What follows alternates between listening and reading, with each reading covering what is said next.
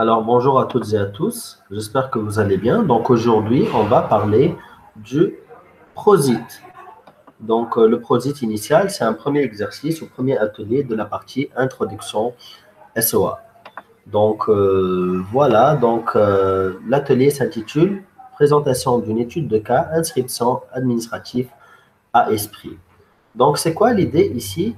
L'idée, c'est d'avoir donc je vais expliquer rapidement. Donc, l'idée, c'est d'avoir un établissement universitaire esprit qui a bien sûr un flux important d'étudiants et qui souhaitent s'inscrire ou renouveler leur inscription. Donc, la procédure existante exige que l'étudiant se présente au service de scolarité pour confirmer son inscription. Ensuite, il procède au paiement auprès du service finance. Donc déjà, ici, on a un service qui s'appelle finance. Donc l'objectif de ce projet, donc en vue de s'aligner avec ses objectifs stratégiques, Esprit compte effectuer des transformations sur son système d'information, parmi lesquelles l'automatisation de la procédure d'inscription administrative. Celui-ci ou celle-ci consiste à l'enregistrement des étudiants à l'école pour une année universitaire. Donc, la procédure devra s'effectuer en ligne à travers le portail de l'université. Aussi, pour améliorer l'offre de services pour ces étudiants, l'inscription pourra être complétée par une demande de logement. Donc, on a ici une demande de logement dans la résidence universitaire, un abonnement aussi au transport en commun pour les étudiants. Donc, finalement, on a trois grands services. Donc, le premier service, c'est le service d'inscription en passant par le portail. On a aussi le service de finance ou de paiement. Donc, les étudiants pourront donc payer leurs frais de scolarité.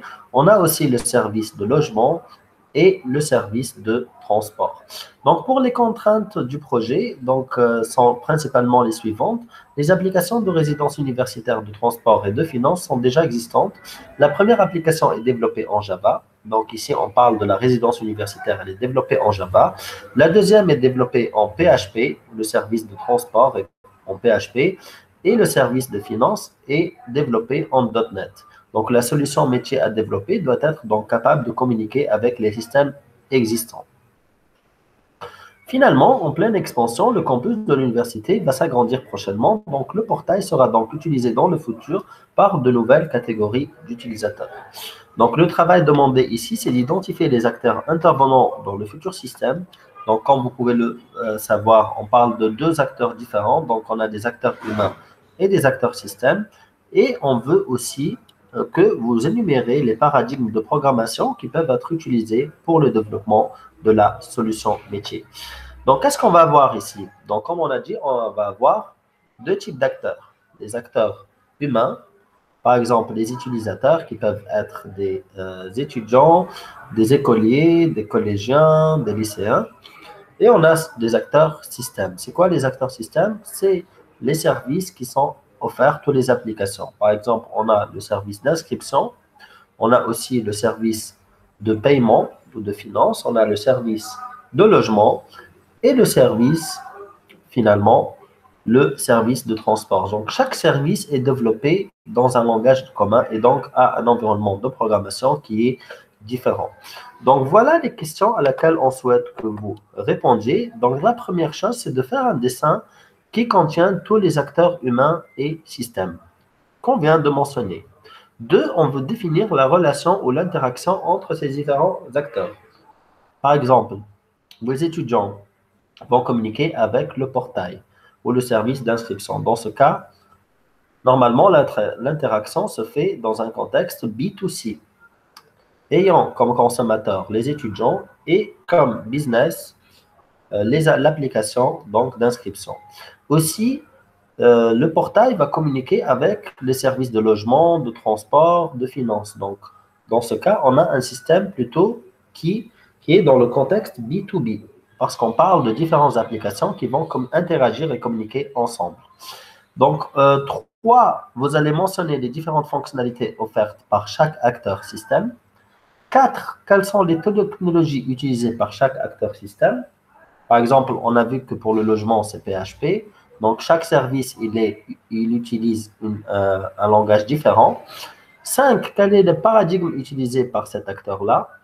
Par exemple, si c'est développé en Java, on va parler du paradigme objet. D'accord?